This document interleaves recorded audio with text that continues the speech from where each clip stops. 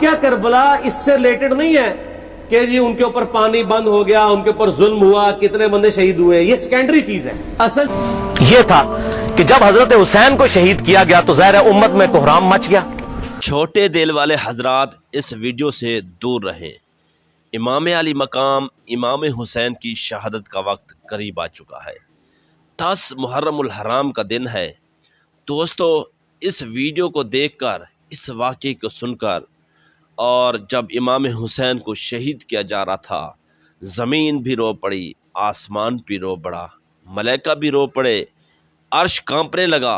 وہ کیا منظر تھا دوستو جب امام حسین کو ظالموں نے شہید کر دیا تھا, آپ کے سر کو علیحدہ کر دیا تھا. تو دوستو, یہ مکمل سٹوری, مکمل کہانی جناب آپ سنیں گے مذہبی سکالر انجینئر محمد علی برزا کے.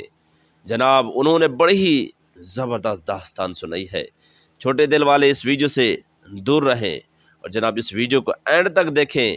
ایک مرتبہ بے اختیار آپ کی زبان سے اور بے اختیار آپ کے آنسو نکل آئیں گے دوستو, اور ایسے آنسو نکلیں گے کبھی روک نہیں پائیں گے کہ وہ واقعہ یاد کریں گے جب امام حسین کو ظالموں نے کیسے قتل کیا تھا. تو دوستو اس ویڈیو کو مکمل اینڈ تک دیکھنا ہے اور پھر جناب آپ نے ہی فیصلہ کرنا ہے کہ دیکھیں کتنے جو ہے نا ان اہل بیت اطہار پر ظلم ڈھائے گئے. اہل بیت اطہار پر طرح طرح کے تکالیف برداشت کیے اور وجہ صرف یہ تھی کہ نانے کے دین کو بچانا تھا. آج وہ 10 محرم الحرام کا دن ہے. تو دوستو اس ویڈیو کو مکمل دیکھیں اور ویڈیو کو مکمل دیکھ کر اس پر عمل بھی کریں, کیونکہ اہل بیت اطہار سے ہم کتنی محبت رکھتے ہیں, اہل بیت اطہار سے ہمارے اندر کتنی جناب ان کے اندر کوٹ کوٹ کر محبت بھری ہوئی ہے. تو سب سے پہلے ہم ویڈیو دیکھ لیتے ہیں, اس کے بعد ڈسکس کرتے ہیں. سامنے والی ویڈیو واقعہ کربلا اس سے ریلیٹڈ نہیں ہے کہ جی ان کے اوپر پانی بند ہو گیا, ان کے اوپر ظلم ہوا, کتنے بندے شہید ہوئے, یہ سیکنڈری چیز ہے. اصل چیز ہے کربلا ہوئی کیوں نبی علیہ السلام کی محنت کو 50 سال کے اندر اس لیول تک پہنچا دیا گیا کہ ہزاروں صحابہ زندہ ہیں اور نبی صلی اللہ علیہ وسلم کی پوری اولاد ذبح کر دی جاتی ہے. ہم تو یہ کہہ نہیں رہے کہ کیسے ذبح کیا, انہوں نے آری چلائی تھی یا تلوار چلائی تھی, یہ تو واقعہ کربلا تو سب کو پتہ ہے. ان کی شہادت بھی سب کو پتہ ہے. جامعہ ترمذی میں حدیث ہے حسن و حسین جنتی نوجوانوں کے سردار ہیں اور ان کی والدہ جو ہے وہ جنتی عورتوں کی سردار ہے. اور المستدرک الحاکم میں حدیث ہے حسن و حسین جنتی نوجوانوں کے سردار ہیں, ان کے والد ان سے بھی بہتر ہیں. تو یہ تو ڈیفینیٹ حدیث ہے, یہ تاریخ تو نہیں ہے, نبی علیہ السلام کے فرامین ہے. ان کی موجودگی میں ان کے ساتھ یہ کچھ کیا جائے تو ہم نٹی گریٹی میں نہیں پڑھتے, ہم اس تھیم کے اوپر کہ یہ کون سی چیز تھی جس نے خلافت راشدہ کو ملوکیت میں بدل دیا, ہم اس تھیم کے اوپر بات کرتے ہیں. ہم کہتے ہیں چھوڑ دیں, بندے ہندے چھوڑیں, الٹیمیٹلی کیا نکلا ہے, کس کی وجہ سے ہوا ہے, وہ تو حدیث کی کتابوں میں موجود ہے. ہم کب کہہ رہے ہیں خفیہ کیمرے لگا گئے, کس نے گولی پہلا تیر کس نے چلائی, وہ ہم تو بتا رہے کس کے دور حکومت میں ہوا اور ان کا اپنا کردار کیا تھا, اس کو کس طریقے سے لا کے تخت پہ بٹھایا گیا. وہ ساری کی ساری چیزیں تو سامنے ہیں, وہ تاریخ کی کتابیں نہیں ہیں, حدیث کی کتابیں ہیں. اگر آپ کہتے ہیں کہ بخاری مسلم سے ہم نے صرف رفع الیدین کی حدیثیں لینی ہے یا ایمانیات کی حدیثیں لینی ہے اور باقی جو بخاری اور مسلم میں آل امیہ کی بدماشیوں کو ننگا کیا گیا ہے وہ ہم نے نہیں لینی ہے, تو سر پھر آپ اپنے آپ کو کلیئر کٹ, پھر ہم آپ سے واقعہ کربلا نہیں ڈسکس کریں گے, حجیت حدیث میں بات کریں گے. آپ کو اپنے آپ کو منکرین حدیث کہنا پڑے گا. یہ آپ اسکروٹنگ کیسے کریں گے؟ اس سے بڑی بات مجھے یہ بتائیں کہ عظمت صحابہ بڑی چیز ہے یا عظمت محمد رسول اللہ صلی اللہ علیہ وسلم؟ تو بریلوی یہی تو رونا رو رہے, وہ کہہ رہے ہیں قرآن میں تھوڑی آیات ہیں, آپ پھر مڑ کے پڑھتے ہیں قل انما انا بشر مثلکم, اس میں تو نبی علیہ السلام کی تنقیص ہو رہی ہے. تو ہم ان کو کیا کہتے ہیں کہ تنقیص مقصد نہیں, نعوذ باللہ, نہ ہو رہی ہے, آپ افضل البشر ہیں لیکن آپ کی اسپیشیز بشر ہے, یہ ہم اپنا عقیدہ سمجھتے ہیں, وہ اس کو تنقیص شمار کرتے ہیں. تو پھر اس وقت آپ بھی بریلویوں کی بات مان کے تو یہ آیات پڑھنا چھوڑ دیا, آپ کہتے ہیں نہیں آیات ہے کیوں نہ بیان کریں, تو ہم بھی کہتے ہیں احادیث ہے کیوں نہ بیان کریں. کہ صحیح بخاری میں حدیث ہے 2812 عمار کو ایک باغی جماعت قتل کرے گی, وہ جماعت دوزخ کی طرف بلا رہی ہوگی اور عمار ان کو اللہ اور جنت کی طرف بلا رہا ہوگا. اب اس کے نرغے میں جو آتا ہے وہ آئے, میں اپنے نبی سے ٹکر لے لوں. آپ لوگوں کے منہ کا خیال رکھتے ہوئے کہ میں نبی اسلام کو کہوں کہ آپ نے کیوں ایسی بات کر دی کہ مولا علی کے مخالفین کو آپ نے دوزخ کی طرف بلانے والی جماعت کہہ دیا, تو لیں آپ ٹکر, جائیں سیدھا دوزخ میں. اور تھوڑی جرت کریں, آپ یہ کہا کریں کہ اے اللہ, اپنے لیے کہا کریں کہ اللہ تعالیٰ آپ کا حشر یزید اور یزید کے آباء و اجداد کے ساتھ کرے اور اس کی اولاد کے ساتھ. ہم کہتے ہیں کہ اللہ تعالیٰ ہمارا حشر جو ہے وہ مولا حسن حسین, مولا علی علیہ السلام اجمعین اور اہل بیت کے ساتھ کرے, آمین. اور آپ میں تو اتنی جرت نہیں آپ یہ بات بھی کر سکیں کیونکہ ان کو پتہ ہے. تو نبی علیہ السلام کی احادیث کو بیان کرنے کو یہ سمجھتے ہیں کہ جی اس سے مصیبت کھڑی ہو جائے گی, تو اپنے آپ کو منکرین حدیث ڈکلیئر کریں. پھر حجیت حدیث کا مقدمہ ڈسکس ہوگا, پھر کربلا نہیں ڈسکس ہوگا. اور یہ ٹی وی پہ بھی آ کے مولوی بیٹھے ہوتے ہیں, سنیوں کے بھی شیعوں کے بھی, مڑ کے جی وہ یزید نے یہ کہا دیا. وہ یزید نے کیا کیا یار, وہ تو سسٹم کا نمائندہ بن کے آیا جو پیچھے سے خراب تھا. یزید کو لے کے بیٹھے یزید یزید یزید یزید, بھائی پیچھے سے معاملہ خراب ہوا. اگر نہیں یقین آتا تو یہ بخاری مسلم کی میں نے آلموسٹ 200 سے زیادہ حدیث مین اسٹریم کی کتابوں سے اکثر بخاری مسلم جمع کیے پڑھے, اور سر میں نے تو ان کو چیلنج دیا یہ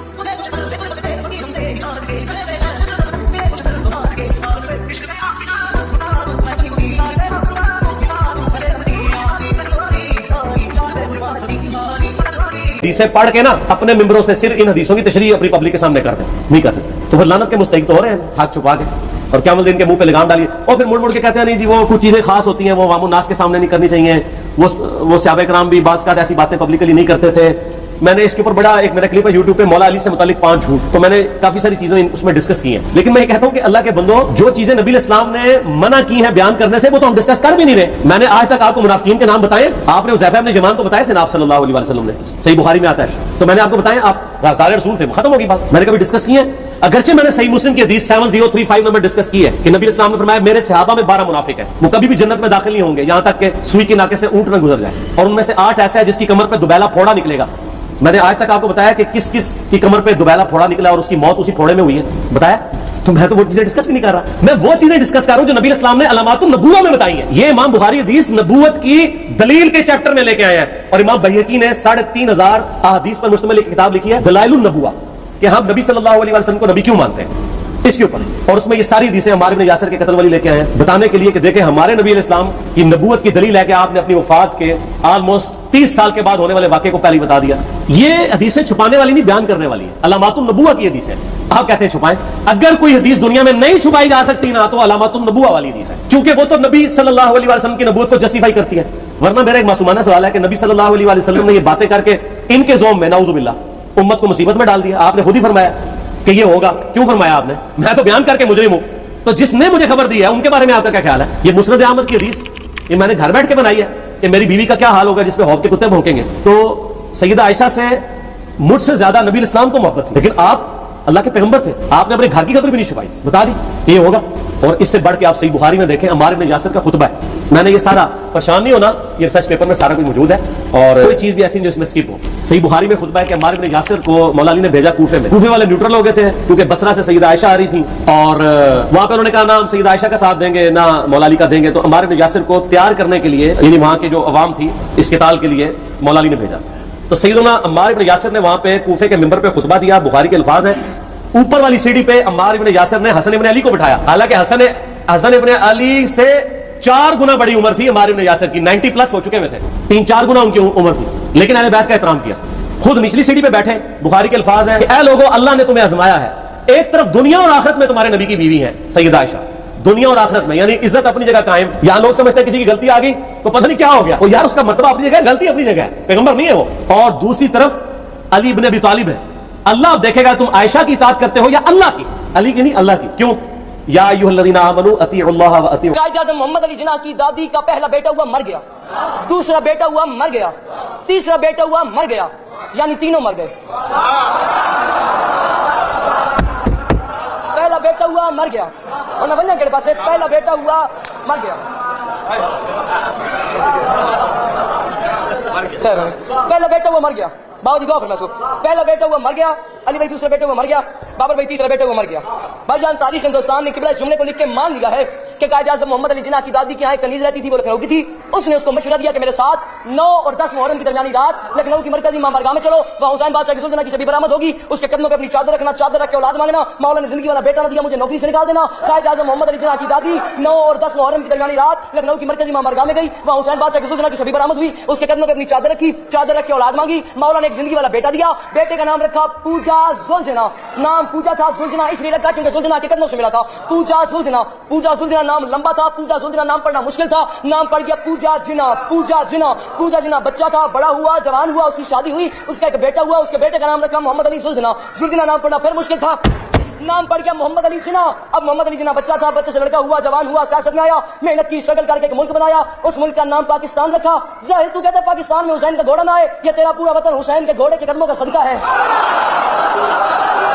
رسول و اولی الامر منکم, ان کا اولی الامر مولا علی ہیں, ان کی اطاعت واجب ہے. یہ اللہ نے آزمایا کہ اللہ کی اطاعت کرتے ہو یا عائشہ کی. اور آپ حیران ہوں گے, یہ حدیث امام بخاری حضرت عائشہ کی فضیلت والے چیپٹر میں لے کے آئے ہیں. اگر امام بخاری مشورہ کر لیتے نا ناسبیوں سے تو انہوں نے کہا تھا سر آخری صحیح رکھو, پچھلا رہن دو, بلکہ پچھلے والا رکھو, آخری والا رہن دو. عائشہ دنیا اور آخرت میں, وہ حدیث گھڑنے کا میں آپ کو طریقہ بتاتا ہوں, کاٹ شاٹ کرنے کا. وہ آدھی حدیث لکھتے ہیں, آدھی حدیث ایسے لکھتے ہیں امام بخاری کہ سیدہ عمار بن یاسر نے خطبے کے دوران فرمایا کہ سیدہ عائشہ دنیا اور آخرت میں تمہارے نبی کی بیوی ہے, بس.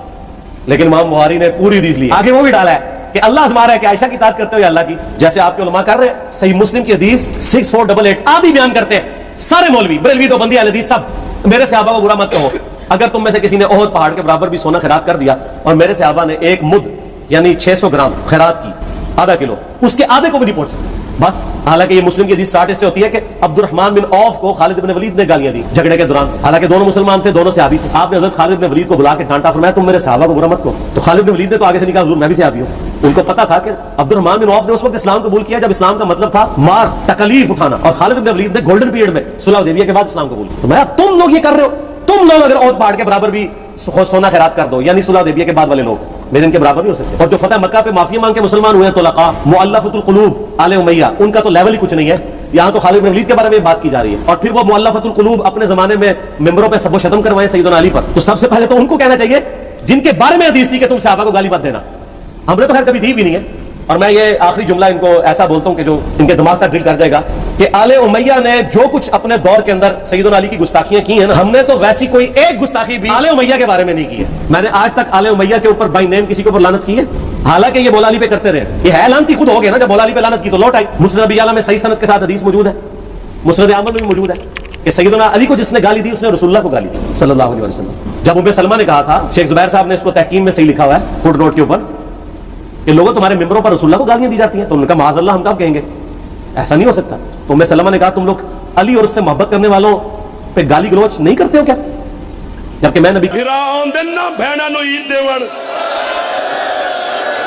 ہوں عید گزری ہے مہینہ پہلے گئے ہو نا بہنا نو عید دیون. نہ بہنا نو پتہ ہے اگر بھرا امیر آوے نا عید دیون تو پتہ ہے امیر بھرا دی بہن کی جاندی ہے بھائی جان میں ساریاں دے سامنے عید دیو. بی بی کہتی ہوں کہ سب سے زیادہ رسول اللہ سے محبت، سیدنا علی سے محبت نبی صلی اللہ علیہ وآلہ وسلم کرتے تھے. لہٰذا جب یہ تم کہتے ہو نا علی پر لعنت، علی سے محبت کرنے والوں پہ لعنت، تو یہ لعنت تو تم نبی اسلام تک لے کے جا رہے ہو نعوذ باللہ، کیونکہ علی سے محبت کرنے والا پہلے نمبر پہ نبی صلی اللہ علیہ وآلہ وسلم ہے. اور پھر کہتے ہیں سب کا مطلب وہ تنقید ہے. اور نہ پرانیاں گلاں، پرانے بابے، پرانے بزرگ جھوٹے ہو. صحیح مسلم کھولو 6229 غدیر خم سے اگلی حدیث، لعن اللہ ابا التراب کے الفاظ ہیں، مٹی والے ابن ابی طالب پر لعنت، یہ الفاظ موجود ہیں. سب کا ترجمہ لعنت ہی ہے، تنقید نہیں ہے. اچھا پھر میرا معصومانہ سوال ہے کہ اس کا مطلب ہے صحابہ پہ تنقید کرنا اچھا کام ہے؟ کہیں گے نہیں. تو بتاؤ یہ برا کام کون کرتا تھا؟ شیعہ کا ابا کون ہے؟ رافضیوں کا ابا کون ہے؟ آل امیہ. تو لہذا شیعہ میں کہنا کہ تسی شیخین کے اوپر بکواس اور تبرہ کرنے کی بجائے نا آپ لوگوں کو حقائق بتائیں کہ ٹوٹی کمند کہاں. یہ سب مجرمین آل امیہ، اور یہ آل امیہ اور بنو ہاشم کی لڑائیاں نبی اسلام کی بعثت سے پہلے صدیوں سے چل رہی تھی. وہ تو پھر اللہ نے بنو ہاشم کو نبوت کے لیے چنا تو ان کو یہ پھر جیلسی ہضم نہیں ہوئی. یہ تھا کہ جب حضرت حسین کو شہید کیا گیا تو ظاہر امت میں کوہرام مچ گیا. تو جن لوگوں نے تلوار کے زور پر بیعت کی ہوئی تھی، دبے ہوئے تھے، وہ بھی میدان میں اترے. انہوں نے کہا کہ ہم یزید ابن معاویہ کی بیعت توڑ کے اس کو پھینک دیتے ہیں. سب سے پہلے اہل مدینہ نے بغاوت کی، اور صحیح مسلم میں کتاب الامارہ چیپٹر میں موجود ہے یہ چیز، امارت کے بیان والے چیپٹر میں صحیح مسلم کے اندر. اور جب بیعت توڑی تو ظاہر ہے کہ پھر یزید کو غصہ آیا، اس نے پھر فوج اپنی بھجوائی اور اس نے اہل مدینہ کے اوپر جو ہے وہ چڑھائی کر دی. 3 دن تک مدینہ تو رسول کو حلال ٹھہرا لیا کہ وہ حضرت عثمان غنی رضی اللہ تعالیٰ عنہ جنہوں نے شہادت گوارا کر لی، لیکن مدینہ میں اپنے دفاع میں تلوار نہیں اٹھنے دی کہ مدینہ تو رسول میں میری وجہ سے خون نہ گرے. اس یزید ظالم شخص نے مدینہ پر حملہ کروایا اور قتل عام مسلمانوں کا کروایا. صحیح بخاری میں کتنی حدیثیں میں ان کے حوالے دے دیتا ہوں. صحیح بخاری میں 2604، 2959، 4024، 4906 یہ صحیح بخاری میں ہے. صحابہ کا قتل عام کروایا. یہ کہتے ہیں صحابہ کے گستاخ، اور جنہوں نے چمچے ہونے سب تو بڑے گستاخ وہ جے صحابہ تھے جنہوں نے صحابہ کو قتل کیتا.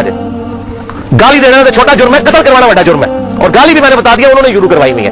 یہ ساری بدعتیں بنو امیہ کی شروع کی ہوئی ہیں، ممبروں پر حضرت علی پر لعنت کرنا، شاباش بیٹا بہت بڑھیا، اور صحابہ کو قتل کرنا. اور صحیح مسلم میں 3339، 3319، 3323 سے لے کر 3333 تک یہ 15-20 احادیث ہیں جن کا لب لباب یہ ہے کہ آپ صلی اللہ علیہ وسلم نے ارشاد فرمایا جس نے اہل مدینہ کو ڈرایا، اہل مدینہ کو دھمکایا، یا مدینہ میں بدعت کو جاری کیا، مدینہ والوں پر ظلم کیا، اس پر اللہ کی لعنت، اللہ کے فرشتوں کی لعنت اور تمام لعنت کرنے والوں کی لعنت. کہتے ہیں یزید پر لعنت نہ کریں. ہم کسی کلمہ گو اہل قبلہ کے اوپر لعنت کے قائل نہیں ہیں. آپ صلی اللہ علیہ وسلم نے منع کیا ہے، لیکن اس کا یہ مطلب نہیں کہ وہ لعنت کا اہل نہیں ہے. لعنت خود بخود ہو جائے گی. قرآن میں آیا لعنت اللہ علی الکاذبین، جھوٹوں پر اللہ کی لعنت. آپ میرے سامنے واضح جھوٹ بولے، میں آپ کو لعنتی پھر بھی نہیں کہہ سکتا، حالانکہ آپ لعنت کے مستحق ہو رہے ہوں گے. جھوٹ بول کے خود بخود مستحق ہوں گے لعنت کے. اسی طریقے سے سورہ محمد کی آیت نمبر 22 اور 23 میں آتا ہے جو لوگ فساد فی الارض کرتے ہیں، زمین میں قتل ناحق کرتے ہیں، ان پر اللہ تعالیٰ کی لعنت ہوتی ہے. تو قرآن میں لعنت آئی ہے ظالموں کے اوپر، تو ہمیں وہ بھیجنے کی ضرورت نہیں. خود بخود جسے فٹ اسے گفٹ، جو ایسا کام کرے گا وہ خود لعنت کا مستحق ہو جائے گا. ہم کیوں لعنت بھیجیں؟ وہ خود بخود لعنت کے مستحق ہو گیا. वलियाज़ुबिल्लाहि ताला। और इसी वाक़या, इसको वाक़या हर्रा कहते हैं, जिसमें अहले मदीना को लूटा गया। और यहाँ तक कि हाफिज़ इब्न कसीर जो आखिरी दर्जे तक अहले शाम का दिफा करते हैं, लेकिन यहाँ पर वो भी तड़प उठे और उन्होंने कहा कि ये यजीद ने जो जुल्म ढाया, 1000 सहाबियात और ताबियात बगैर शादी के हामिला ठहरी, जिना किया यजीद की फौजों ने, 3 दिन तक मस्जिद नबी में घोड़े बांधे, वहां पर पेशाब करते रहे और मस्जिद नबी में नमाज नहीं हुई। और हत्ता के फिर हाफिज़ इब्न कसीर तड़प उठे जब मुख्तार सख्वी ने 22,000 कातलीन हुसैन को एक एक लिस्ट बनाकर कत्ल किया, तो इब्न कसीर कहते हैं कि इसने मुसलमानों के दिल ठंडे कर दिए। एक तो तवाबून खड़े हुए 4000 के करीब, लेकिन वो उबैदुल्लाह इब्न ज़ियाद का मुकाबला नहीं कर सके। बाद में मुख्तार सख्वी ने जिस तरीके से उनको कत्ल किया जो हज़रत हुसैन के खिलाफ खड़े हुए थे, और आप देखें उसका सरगना कौन था, अमर इब्न साद इब्न अबी वक़ास, जन्नती सहाबी का बेटा। हज़रत नूह अलैहिस्सलाम पैगंबर से बेटा क्या निकला? काफिर। खैरी सहाबा की औलाद, और भी नबी की औलाद से बढ़कर कौन हो सकता है? हज़रत नूह का बेटा काफिर। तो उसकी वजह से हज़रत नूह को तो कोई लानतान नहीं कर सकता। इसी तरीके से अमर इब्न साद इब्न अबी वक़ास जन्नती सहाबी है। एक मजलिस में जिन 10 सहाबा को बिशारत मिली उनमें ये भी शामिल है, और आखिरी वक्त तक ये हक की आवाज बुलंद करते रहे अल्हम्दुलिल्लाह। साद इब्न अबी वक़ास में सिर्फ बयान करूं किस तरह वो हज़रत अली के फ़ज़ाइल अबी मुआविया के दौर में बयान करते थे और डंके की चोट पे करते थे, और जो लोग हज़रत अली पर लानत करते थे उनके वो खिलाफ खड़े होते थे। ये पूरा एक टॉपिक है बुखारी और मुस्लिम के अंदर, तो कभी टाइम मिला तो मैं इंशाअल्लाह बयान करूंगा। लेकिन बेटा आगे देखें क्या निकला। इसी वाक़या हर्रा पर इमाम अहमद बिन हंबल रहमतुल्लाह अलैह का कौल सही सनद के साथ उसी इब्न जौज़ी की किताब में मौजूद है, सफ़ा नंबर 40 पे, जो अरबी में नुस्खा है, उर्दू में आपको मिल जाएगा। ये इमाम अहमद बिन हंबल से उनके शागिर्द ने पूछा यजीद इब्न मुआविया के बारे में कि क्या यजीद इब्न मुआविया के बारे में आपका क्या ख्याल है। यह मैं आपको बताने लगूं कि अहले हदीस का क्या मौक़िफ़ था। सबसे बड़े अहले हदीस अहले सुन्नत इमाम अहमद बिन हंबल अल मुतवफ़ा 241 हिजरी, जो अहले सुन्नत के बड़े आइम्मा है, बुखारी और मुस्लिम के उस्ताद है। और वो क्या कह रहे हैं, आप हदीस में किसको लेते हैं कि जी किस रावी पर बहस करनी है, आप कहते हैं ये फलां मुहद्दिस इसको ज़ईफ़ कहता है। अब ये सबसे बड़ा इमाम अहले सुन्नत का क्या कह रहा है, वो कहते हैं कि यजीद वही है जिसने मदीने वालों के साथ वो करतूत किए जो उसने किए। शागिर्द ने पूछा यजीद ने क्या किया था? अहमद बिन हंबल ने फरमाया उसने मदीने वालों को लूटा था। शागिर्द ने पूछा क्या हम यजीद से हदीस बयान कर सकते हैं? अहमद बिन हंबल ने फरमाया यजीद से हदीस मत बयान करो, और किसी के लिए यह हलाल ही नहीं है कि वो यजीद से एक हदीस भी बयान करे। फिर शागिर्द ने पूछा कि जब यजीद ने ये हरकतें की थी तो किन लोगों ने यजीद का साथ दिया था? तो अहमद बिन हंबल ने फरमाया अहले शाम ने, ये शामियों ने ये गलत काम किया था जो यजीद के साथ मिलकर अहले बैत के साथ और अहले मदीना के साथ जुल्म उन पर ढाया था। ये दूसरा कारनामा। और तीसरा स्याह कारनामा 64 हिजरी में, इसी दौरान हजरत अब्दुल्लाह इब्न ज़ुबैर रज़ियल्लाहु ताला अन्हु, ये वो सहाबी है जिनके बारे में सही बुखारी में आता है, जब मुसलमान हिजरत करके मदीना शरीफ आए तो यहूदियों ने कहा हमने मुसलमानों पर बंदिश कर दी है, इनके घर अब औलाद नहीं होगी। तो सबसे पहले बेटा पैदा हुआ हजरत अबू बकर का नवासा अब्दुल्लाह इब्न ज़ुबैर। हजरत आयशा की जो बहन थी अस्मा बिनते अबी बकर, उनका बेटा अब्दुल्लाह इब्न ज़ुबैर। और हुजूर ने अपने मुबारक हाथों से इनको गुट्टी दी थी, खजूर चबाकर, सही बुखारी में आता है। ये वो है अब्दुल्लाह इब्न ज़ुबैर सहाबी। ये भी हजरत हुसैन की तरह जिन चंद बड़े लोगों ने बैत नहीं की, कौन कौन थे उनमें? हजरत हुसैन इब्न अली का बेटा, हजरत अब्बास का बेटा अब्दुल्लाह इब्न अब्बास, अबू बकर का बेटा अब्दुर्रहमान बिन अबी बकर, और जुबैर का बेटा इब्न ज़ुबैर, अब्दुल्लाह इब्न ज़ुबैर। तो ये नुमाइंदा शख्सियात ही सामने आती है ना। मुझे बताएं, आज अगर जरदारी और नवाज शरीफ मिलकर इमरान खान की बैत कर लें तो क्या ये दो बंदों की बैत होगी पूरी पार्टी की? या इमरान खान और जरदारी मिलकर नवाज शरीफ की कर लें, या इमरान खान और नवाज शरीफ मिलकर जरदारी की बैत कर लें, तो क्या ये दो बंदों की बैत होगी पूरी पार्टी? वो कहते हैं सबने बैत कर ली थी। और भाई नुमाइंदा शख्सियात तो उम्मत की यही थी ना, बाकी तो सारे बेचारे इसी तरह होते हैं। हुसैन तो नहीं बजाना मामा जमनिया, हुसैन बनना शौक है। आपने बुखारी में हजरत अबू हुरैरा का कॉल सुन लिया कि वो कहते हैं मुझे डर है मैं उन लोगों के नाम बताऊं तो मुझे कत्ल कर दो, तो उन्होंने अपनी जान बचाई। जान बचाना भी फर्ज है, लेकिन आला तरीन दर्जा यह है जो सही मुस्लिम में हदीस है, इंटरनेशनल के मुताबिक 177 नंबर हदीस सही मुस्लिम किताबुल ईमान में, ये बुराई जब देखो तो हाथ से रोको, हाथ से नहीं रोक सकते, जुबान से नहीं तो कम से कम दिल में बुरा जानो, लेकिन ज़ालिका अदअफुल ईमान, ये ईमान का सबसे लोएस्ट दर्जा है। तो हजरत हुसैन लोएस्ट दर्जे पर तो नहीं थे भाई। जिसके जीन्स प्रॉफिट के जीन्स हो, जिसका ब्लड और खून नबी का खून हो, वो लोएस्ट दर्जे पर ईमान रखेगा, वो तो आगे बढ़कर बातिल का मुकाबला करेगा। यही वजह है कि हजरत हुसैन जो है उनको ये टाइटल मिलना था। और ये भी आप बात याद रखें, हजरत हुसैन ने हुजूर की जिंदगी में क्या कारनामा किया है? 6-6.5 साल उम्र थी, हुजूर सल्लल्लाहु अलैहि वसल्लम की वफात हो गई, कारनामा करना था। इस्लाम तकवे की बुनियाद पे किसी को टाइटल देता है, इन्ना अक्रमकुम इंदल्लाहि अतकाकुम। हजरत हुसैन ने कौन सा कारनामा किया था? कारनामा भाई करना था। जन्नती नौजवानों का टाइटल इसलिए मिला कि उन्होंने वो काम करना था कि जब उम्मत सो चुकी हुई थी उन्होंने उम्मत को जगाया, और ऐसी भी उम्मत जागी कि आज तक जब भी कहीं पर जुल्म होता है हुसैन की मिसाल पेश की जाती है। लोग कहते हैं क्या हुआ जी, हुसैन के साथ भी तो 72 लोग थे ना, अगर हम थोड़े हैं। सूरह नाल में आया कि इब्राहीम अलैहिस्सलाम अकेले ही पूरी उम्मत है। हक थोड़ा हो, हक हक है, बातिल बातिल है, चाहे वो कसरत में कितना ही ज्यादा हो। ठीक है, तो ये बात आप समझिए इस हवाले से। तो अब्दुल्लाह इब्न ज़ुबैर ने भी बगावत की, उन्होंने हिजाज, मक्का, मदीना और पूरे एरिया पर उन्होंने अपनी खिलाफत कायम कर ली, और यजीद सिर्फ शाम तक रह गया। तो फिर यजीद ने अब्दुल्लाह इब्न ज़ुबैर रज़ियल्लाहु ताला अन्हु को कत्ल करने के लिए और उनकी हुकूमत को खत्म करने के लिए जो खिलाफत थी, अपने गवर्नरों को भेजा, सपा सलारों को भेजा। 64 हिजरी का यह वाकया है। और ये सही मुस्लिम में इंटरनेशनल नंबर के मुताबिक 3245, सही मुस्लिम 3245 नंबर हदीस है कि इब्ने जुबैर पर जब हमला किया उस दौरान खाना काबा को मिंजनीक से पथराव किया गया, गिलाफ काबा भी जल गया। 3245 सही मुस्लिम। ये करतूत है। कहते हैं जी वो तो ये थे जनती थे, वही मैं बोल खोलना के पास जनती सी हो। सही मुस्लिम 3245 खाना काबा को जला दिया। लेकिन फिर इस दौरान पहले वाकया करबला, उसके बाद वाकया हर्रा हुआ, और फिर इब्ने जुबैर पे जब हमला किया इसी दौरान यजीद मर गया 64 हिजरी के अंदर। जब मरा तो फिर इब्ने जुबैर ने उसी जंग के दौरान वो मर गया। इब्ने जुबैर ने कहा कि जाओ अपने शैतान की खबर लो, मर गया। तो फिर उसकी फौज तितर बितर हो गई। फिर 9 साल तक खलीफा रहे उस पूरे एरिया के ऊपर अब्दुल्ला इब्ने जुबैर। फिर जब अब्दुल मलिक बिन मरवान के मरने के बाद बना, उसने फिर हज्जाज इब्ने यूसुफ को भेजा। फिर दोबारा खाना काबा पर हमला हुआ, और वो भी सही मुस्लिम 6496 नंबर हदीस में मौजूद है। फिर इब्ने जुबैर को हज्जाज इब्ने यूसुफ ने, जो इसी बनु उमैया की बाकियात थी, उसने कत्ल करके खाना काबे के दरवाजे पे इनकी लाश, सहाबी रसूल की लाश लटकाई 1 हफ्ते तक के लिए। सही मुस्लिम 6496। इब्ने जुबैर को 74 हिजरी के अंदर शहीद कर दिया गया। यह भी इन्हीं का कारनामा था। अब यहां पर मैं किसी मुहद्दिस का फतवा, किसी मुहक्किक का फतवा, किसी हुकूमती मुल्ले का फतवा, किसी रोजी रोटी चलाने वाला दीन से उसका फतवा नहीं, अमीरुल मोमिनीन सैयदना उमर इब्ने खत्ताब रज़ियल्लाहु ताला अन्हु का फतवा सही बुखारी से पेश करने लगा हूं। इंटरनेशनल नंबर के मुताबिक सही बुखारी में 6830 सैयदना उमर का जब आखिरी हज था तो आपको किसी ने आकर खबर दी, उसके बाद आप शहीद हो गए, कि लोगों में ये चेमा गोइयां हैं कि जब उमर मर जाएगा तो हम फलां शख्स को अपना खलीफा बना लेंगे, खुद ही चुन लेंगे। अब ये फलां कौन है, इसको तलाश करना, ये फलां कौन था खिलाफत का लालची, ये आपके लिए असाइनमेंट है। फलां शख्स की हम बैत कर लेंगे। हजरत उमर को इतना गुस्सा आया कि मुसलमानों के मशवरे के बगैर, सही बुखारी 6830 बड़ी लंबी हदीस है, हजरत उमर फारूक रज़ियल्लाहु ताला मिंबर पर चढ़े, और इब्ने अब्बास कहते हैं कि मेरा घुटना जो है ना वो बिल्कुल मिंबर के साथ टच था जब मैंने ये हजरत उमर का खुतबा खुद सुना। और हजरत उमर इतने गुस्से में थे, मैंने कहा कि आज तो ये, बल्कि सही बुखारी इसी हदीस में आता है कि अब्दुर्रहमान बिन औफ कहते हैं कि आप तो अरफात के मैदान में खुतबा देने लगे, तो मैंने कहा अमीरुल मोमिनीन यहां पर हर तरह के लोग मौजूद हैं, कोई पढ़े लिखे हैं, कोई अनपढ़ है, तो आपकी बात का कोई और मतलब ना ले लें, आप सब्र करें, मदीना जाके खुतबा दें। तो मदीना शरीफ जाकर पहला काम हजरत उमर ने खुतबा दिया 6830, बड़ी बातें इरशाद फरमाई, और फिर उसमें इरशाद फरमाया वर्ड बाई वर्ड, लफ्ज बाई लफ्ज हजरत उमर के अल्फाज, सही बुखारी 6830। देखो, ख्याल रखना कि कोई शख्स भी बगैर मुसलमानों के मशवरे के और बगैर इत्तेफाक राय के तुम पर मुसल्लत ना होने पाए, वरना इसका अंजाम कत्ल गारत होगा। और वो आपने देखा कितनी कत्ल गारत हुई। हजरत हुसैन को शहीद किया गया, वाकया हर्रा हुआ, फिर खाना काबा को जलाया गया। पीछे क्या रह गया? मक्के की हुर्मत पामाल, मदीने की हुर्मत पामाल, अहले बैत की हुर्मत पामाल। इससे ज्यादा क्या कर सकता था? और हजरत उमर ने पहली पेशन गोई की थी मुसलमानों के मशवरे, तो वो तलवार के जोर पर किया गया। वो मेरा पूरा लेक्चर सुन ले, सही बुखारी के अंदर मौजूद है हदीस और किताबों के अंदर के तलवार के जोर पर जबरदस्ती बैत ली गई, और सहाबा ने मुखालफत की, लेकिन नहीं किसी की सुनी गई। वलियाज़ु बिल्लाहि ताला। जी नाज़रीन करम, जनाब आपने वीडियो मुलाहिज़ा फरमाई इमाम हुसैन का मैदान करबला में ज़ालिमों ने जनाब क्या ही दास्तान सुनाई है, ज़ालिमों ने क्या ही हशर किया है। दोस्तों अब ये जनाब एक मरतबा दिल को चोट करने वाला वाक़या था। आपने मुकम्मल वीडियो मुलाहिज़ा फरमाई है। वीडियो देखने के बाद दोस्तों अब इमाम अली मकाम पर आपने ज़्यादा से ज़्यादा इसाल करना है। आज के दिन ज़्यादा से ज़्यादा जनाब राह खुदा में खर्च करना है मुहर्रमुल हराम के दिन, और ज़्यादा से ज़्यादा उन अहले बैत अतहार को आपने जनाब वो चीज़ देनी है जो उनके लिए नफ़ामंद हो, उनको नुकसान से बचाना है, उनको जनाब अहले बैत अतहार की मोहब्बत दिल में पैदा करना है। अल्लाह पाक 10 मुहर्रमुल हराम का दिन तमाम मुसलमानों को ज़्यादा से ज़्यादा इबादत में गुजारने की तौफीक अता फरमाए।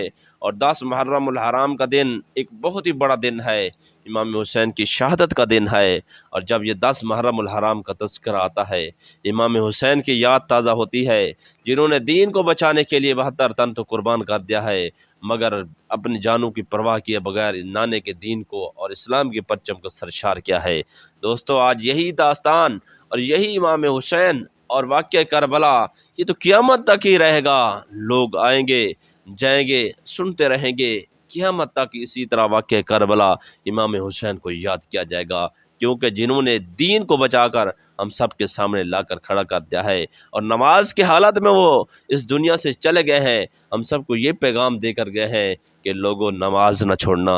लोगों अब नेज़े पर चढ़कर फिर भी कुरान की आयतें सुना रहे हैं, कुरान सुना रहे हैं। अब ये पता चला कि दोस्तों नमाज भी कभी नहीं छोड़ना, कुरान भी नहीं छोड़ना, कुरान को भी सीनों से लगा कर रखना है, पढ़ना है, لیکن ہماری حالت یہ ہے دوستو، قرآن جناب گھر میں صرف زینت کے لیے پڑا ہوا ہے، قرآن پڑھے پڑھے دیمک چاٹ گئی ہے، کبھی بھی ہم نے اس کو صاف بھی نہیں کیا ہے، کبھی قرآن کو پڑھ کر دیکھا بھی نہیں ہے، کبھی قرآن پر عمل بھی نہیں کیا ہے کہ قرآن کیا کہہ رہا ہے، اور جا کر اہل بیت اطہار کی محبت جناب قرآن میں موجود ہے، نبی کریم صلی اللہ علیہ وسلم سے عشق کا تقاضا قرآن میں موجود ہے۔ حضرت عمر سے پوچھا گیا کہ اے عمر، قرآن کے بارے میں کیا جانتے ہو؟ حضرت عمر نے فرمایا اگر میری سوئی بھی گم ہو جائے تو میں قرآن پاک کھول کر اس سوئی کو بھی تلاش کر لوں گا۔ اب دیکھو دوستو، قرآن پاک ایک عظیم کتاب ہے، اور جس نے نانا حسنین جناب امام حسین نے نیزے پر بھی چڑھ کر ہم سب کو قرآن سنایا ہے، اور یہی بات سنائی ہے کہ لوگوں قرآن کو نہ چھوڑنا، اور سجدے میں اپنا سر تو جناب علیحدہ کروا دیا، کٹوا دیا، لیکن جناب نماز کو نہ چھوڑا، اور نماز کی حالت میں جب شہید کیا گیا تو دوستو یہ بات بتلا کر گئے ہیں کہ نماز بے فرض ہے، دوستو اس کو بھی نہیں چھوڑنا ہے۔ تو دوستو یہ تھی ایک امام حسین کی واقعہ کربلا کی اور مکمل داستان آپ کو سنائی ہے۔ ویڈیو اچھی لگے تو ہمارے چینل کو لائک کریں، سبسکرائب کریں، شیئر کریں، ہمارے ساتھ ساتھ رہیں، اسی طرح کی اسلامک ٹاپک آپ کو ملتے رہیں گے۔ اپنے میزبان محمد جنید کو دیجیے اجازت، پھر ملیں گے کسی اچھی سی ویڈیو کے ساتھ۔ اللہ نے کی بات۔